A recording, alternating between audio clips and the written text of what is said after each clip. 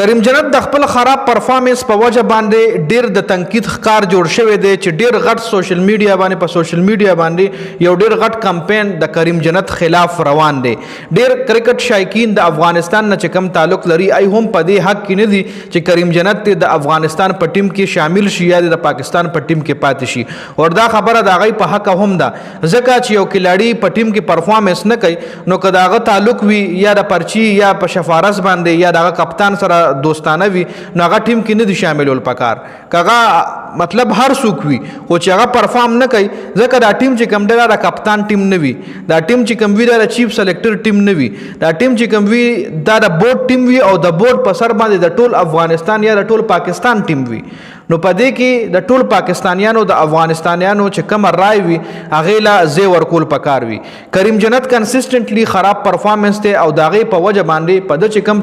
تنقید کول پکار دي خو په دایره کې د دایرې نه بهر نه. لکه ډېر ما داسې خلک وکتل چې دله د مور خور کنځلې هم په کمنټس کې شوي دي. ډېر چې کوم مطلب ډېر جذباتي چې کوم ویلاګرز دي, ډېر جذباتي ویډیو جوړولو والا کسان دي, ای ورپسې کنځل وینا هم کړې ده. خو دې کې د کریم جنت قصور نشته دی. ته ماله ووایه چې راځه تازه د افغانستان په ټیم کې ورچوم یا د پاکستان په ټیم کې ورچوم نو زه به تاله انکار ولې کوم, دا خو زما دپاره به یوه ډېره غټه موقع وي. نو بیا کریم جنت خو به یو ښه کلاړي وي, لکه دومره خراب کلاړي به هم نه وي چې لکه دومره خراب پرفارمنس سره به دی په ټیم کې شاملېږي او د انټرنیشنل ټیم کې به شاملېږي. لکه پرفارمنس شته دی خو ته یو ناجاړه کلاړي ته ووایه چې د هغه بیخي زیرو پرفارمنس یې وغله ته وایې راځه زه تاره پاکستان ټیم کې شاملوم یا د افغانستان ټیم کې شاملوم نو به تاله انکار نه کوي. به تاله وایي راځه که نه ته چې ولې ستا دپاره زه دا کلاړي ډراپ کوم به درله وایي یو نه دوه ډراپ که خو ما دې ټیم له ور واچوه. نو دې کې د کریم جنت قصور نشته دی, دې کې د هغه خلکو قصور دی چې چا دغه ټیم سلیکټ کړی و,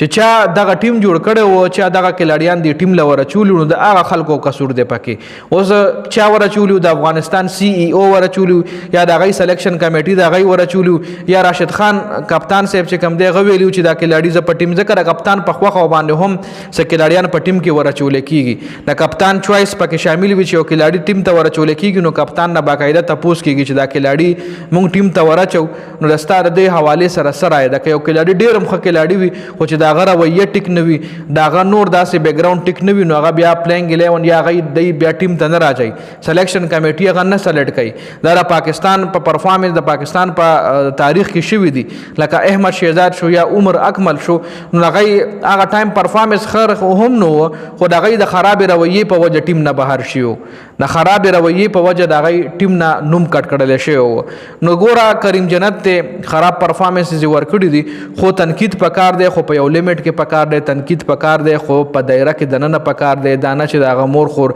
کریم جنت یو ډېر محنتي کلاړي دی, غټې محنت یې کړي دي خو بعد ټایم کې د انسان یو د کلاړي فارم ختم شي, هغه آوټ آف فارم شي, هغه نه پرفارمنس نه کېږي او دا آوټ آف فارم کېدل د دنیا غټ غټ کلاړیان شوي دي لکه ویرات کوهلي او بابر اعظم, غټ غټ کلاړیان هم آوټ آف فارم شوي دي خو بیا هم هغې له خپلو عوامو سپورټ ورکړی دی, بیا هم هغې له خپل بورډ سپورټ ورکړی دی. خو د کریم جنت خبره بل شانته ضروره. کریم جنت نه د افغانستان کرکټ شایقین چې کوم دي انتهایی ناراضه دي, ډېر زیات ته خفه دي او ډېر غټ تنقید پې روان دی. ایون د کریم جنت په وجه باندې پر راشد خان باندې هم تنقید روان دی او د افغانستان کرکټ بورډ په سی ای او باندې هم ډېر غټ تنقید د کریم جنت په وجه باندې روان دی. خیر دا په دې ویډیو کې اپډیټ شو, د دې حوالې سره د ستاسو سره د تاسو مخ خپله قیمتي رایه موږ سره په کمنټ کې شریکه کولی شئ.